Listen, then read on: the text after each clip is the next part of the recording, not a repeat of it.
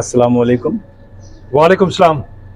खैरियत तो है मुबशिर साहब, बहुत गुस्से में लग रहे हैं। गुस्सा ना करूं तो और क्या करूं?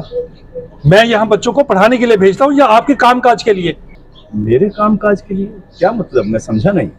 हसीब बता रहा था रोजाना आप इनसे मोटरसाइकिल साफ करवाते हैं और अपने काम काज के लिए रोजाना दुकान पर भेजते हैं, सौदा सलाह मंगवाते हैं इनसे। अरे जनाब, आप ये क्या कह रहे हैं? ये सरासर बुहतान है मेरे ऊपर। हसीब झूठ बोल रहा है। ये बात कान खोल कर सुन ले, मेरा बेटा झूठ नहीं बोलता। और हाँ, कल से ये ट्यूशन नहीं आएगा।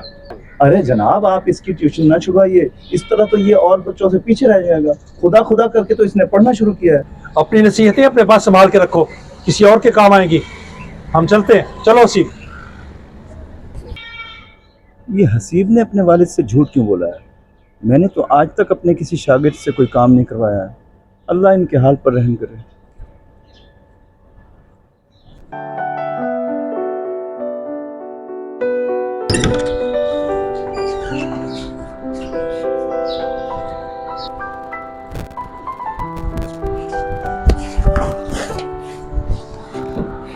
अब्बू, क्या कल से मैं ट्यूशन पढ़ने नहीं जाया करूंगा? नहीं, कल से मैं तुम्हें 1 घंटा खुद पढ़ाया करूंगा। अब्बू, आप? हाँ मैं। क्यों, कोई मसला है?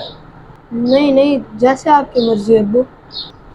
चलो ठीक है बेटा, आप जाओ अंदर, ये बैग रख के आओ और मेरे लिए पानी लेके आओ। जी अब्बू। देख लिया अली, कैसा बदला लिया सर शुएब से।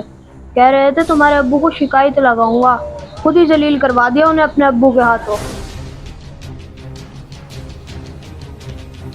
हसीब, ये सब कुछ तुमने करके अच्छा नहीं किया।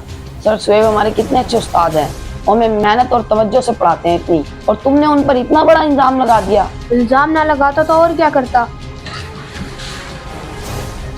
बाबा आप? बाबा के बच्चे, शर्म नहीं आती तुम्हें? एक अजीम इंसान पर तुमने तोहमत लगाई।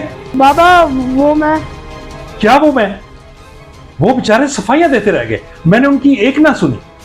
तुम्हारे कहने में आकर उनको मैंने कितनी बातें सुना दी। न जाने मैं अब उनका सामना कैसे करूंगा। बाबा मुझे माफ कर दे। माफी मांगनी है तो अपने उस्ताद से जाकर मांगो। तुम्हें क्या मालूम उस्ताद का दर्जा कितना होता है? उस्ताद वालिद के बराबर होता है। काश तुम्हें इस बात का अंदाजा होता। चलो आओ मेरे साथ, चलते हैं उस्ताद के पास। उस्ताद से चल के माफी मांगो। अली तुम ऐसा करो, तुम अपने घर जाओ। शाबाश शाबाश बेटा।